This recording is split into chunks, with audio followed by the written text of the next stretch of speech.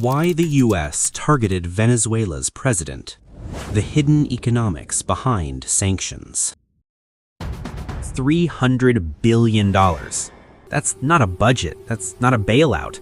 That's the estimated value of oil buried underground in Venezuela, enough to power entire continents for decades. So when headlines scream about Venezuela's government, most people think it's about corruption, human rights, or democracy. But here's what they don't tell you. In global economics, leaders are rarely pressured for moral reasons alone. They're pressured because of resources, monetary systems, and who controls them. Today, we're stripping away the politics and looking at the cold, hard economics. Why does Venezuela matter? Why did things escalate? And what does this mean for the future of global power? Let's dive in. First, let's talk about why Venezuela became important in the first place. Rewind to the 20th century. Venezuela wasn't just another Latin American nation, it was one of the richest countries in the entire region. And the reason was simple: oil. Venezuela sits on the largest proven oil reserves on the planet. We're talking about more oil than Saudi Arabia, more than Iran, more than Russia. This isn't a minor detail. This is the foundation of everything that follows. For decades, the system worked like this. American and European companies had access to Venezuelan crude. Venezuela sold its oil in US dollars. The profits flowed through Western banks. Everyone played by the rules of the existing financial order. But then came the late 1990s, and everything changed. Hugo Chavez came to power and made a series of moves that fundamentally altered Venezuela's economic position. He nationalized the oil industry, reducing foreign corporate access. He redirected Venezuela's energy partnerships towards Russia and China. He challenged the existing economic arrangements. And that's when Venezuela stopped being just a country with oil. It became an economic battleground, a test case for what happens to a resource-rich nation tries to operate outside the traditional Western economic system. So, how did the US respond? Not with invasion, but with something arguably more powerful in the modern era: economic sanctions. The strategy was straightforward on paper. Cut Venezuela off from global financial systems, block oil exports, strangle government revenue, create enough economic pain that the political situation would have to change. This is 21st century economic warfare. No troops required. But here's where the theory met reality, and reality won. Yes, the sanctions devastated Venezuela's economy. Hyperinflation reached unimaginable levels. The currency collapsed. Ordinary Venezuelans suffered tremendously. But the government, it adapted. Venezuela started selling oil through shadow markets at steep discounts. China became a major buyer, willing to work outside traditional channels. Russia provided logistical support. Payments increasingly bypassed the dollar system entirely. From a strategic economics perspective, the sanctions achieved something unexpected. They didn't collapse the government, but they did accelerate Venezuela's pivot away from the Western financial system. The very thing the sanctions were meant to prevent, they actually encouraged. US influence decreased, Chinese leverage increased, and the economic isolation that was supposed to force Venezuela back into the fold instead pushed it further out. This brings us to the real economic red line. Now, we need to talk about something most people don't understand: why oil sales matter so much to the dollar. Since the 1970s, the global oil trade has been conducted primarily in US dollars. This isn't just a convenience, it's the foundation of American financial power. When countries need dollars to buy oil, they need to hold dollar reserves. When they hold dollars, they buy US Treasury bonds. This system allows the US to borrow at lower rates and maintain economic dominance. It's called the petrodollar system, and it's arguably more important to US power than any military base. Venezuela started doing something dangerous within this context: selling oil for other currencies, using barter systems, exploring digital alternatives, even accepting Chinese yuan and Russian rubles. To most people, this sounds like a technical detail, but in the world of international economics, this is playing with fire. If major oil producers abandon the dollar, several things happen. US borrowing costs rise, inflation pressure increases, and financial dominance erodes. The entire architecture of American economic power rests on dollar demand, and oil is the biggest driver of that demand. Venezuela alone couldn't break this system, but Venezuela could set a precedent. And in economics, precedents are everything. If one oil producer can successfully operate outside the dollar system, others might follow. That's the real threat. Not Venezuela itself, but what Venezuela represents. So why did economic pressure intensify in recent years? Why now? Look at the broader global economic landscape. The world has been fragmenting financially at an accelerating pace.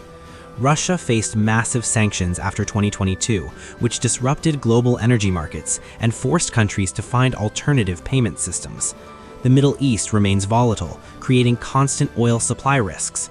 China has dramatically expanded its economic influence in Latin America and Africa, offering development loans and building alternative trade infrastructure.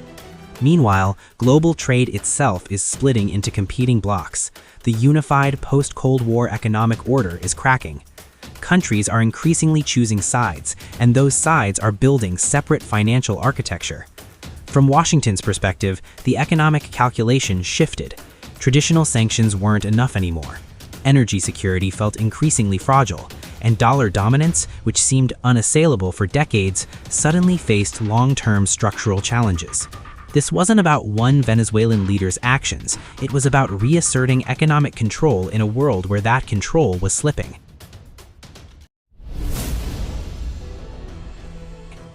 Here's what most analysis misses. Economic actions send messages far beyond their immediate target. When the US escalates pressure on Venezuela, that message isn't just received in Caracas, it's received in every resource-rich nation that's considered economic independence. It's received in every country that's explored trading outside the dollar. It's received in every government that's aligned with competing economic systems. The message is clear. Political sovereignty has limits when it conflicts with established economic systems. This is how economic empires maintain power, not primarily through speeches about values, but through demonstrating the cost of defiance. Think of it like this. When a credit card company flags a suspicious transaction, they're not just protecting that one account, they're sending a signal to everyone about where the boundaries are. Venezuela is that flagged transaction, but the signal is for the entire global economy.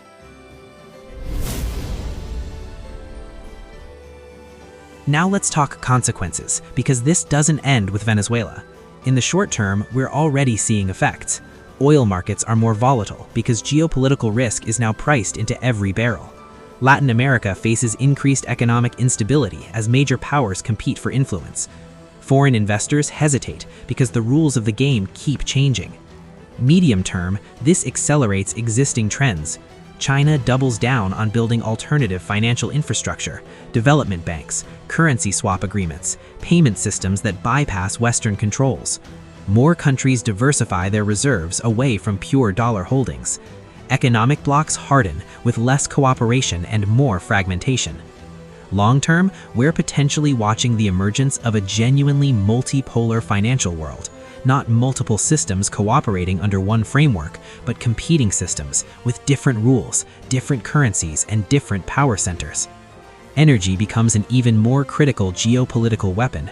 Economics increasingly replaces traditional warfare as the primary tool of great power competition, until, inevitably, economics fails and traditional conflict returns. Venezuela isn't the endpoint of this process. Venezuela is a case study in how this process unfolds.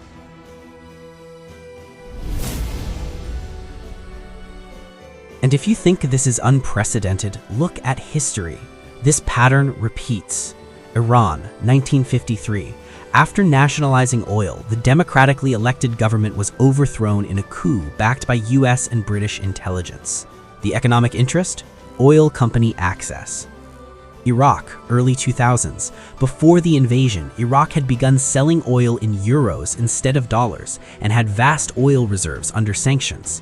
After regime change, oil sales returned to dollars. Libya, 2011.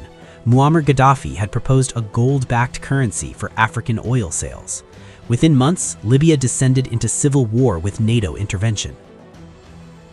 Now, Venezuela, largest oil reserves globally, trading outside the dollar, aligned with US economic rivals. Different decades, different leaders, different official justifications, but the same underlying economic pattern. When resource-rich nations challenge the existing economic order, pressure follows. Sometimes diplomatic, sometimes economic, sometimes military, but the pattern holds. Let's be absolutely clear about what we've covered today. This analysis isn't about one leader's character. It's not about specific crimes or human rights records. Those are real issues, but they're not what drives great power economics. This is about three fundamental things: control of critical resources, dominance of the global currency system, and preservation of the existing economic order. Venezuela matters because it sits at the intersection of all three: massive oil reserves, willingness to trade outside the dollar, and alignment with powers challenging US economic dominance. In the modern world, economics often decides politics, not the other way around. Wars are fought with sanctions before they're fought with weapons. Power is measured in currency dominance before it's measured in military strength. And Venezuela just gave us a masterclass in how high the stakes really are when these forces collide. If you want more economics-first analysis that cuts through the headlines and the propaganda, subscribe to this channel. Hit the notification bell because we're going to keep following these stories where they actually matter, in the money, the resources, and the systems that shape our world. Because here's the truth: the next global crisis won't start with a declaration of war. It won't start with a terrorist attack or a natural disaster. It will start with an economic decision, a currency shift, a trade restriction, a resource allocation that most people won't even notice until it's too late. Thanks for watching. I'll see you in the next one.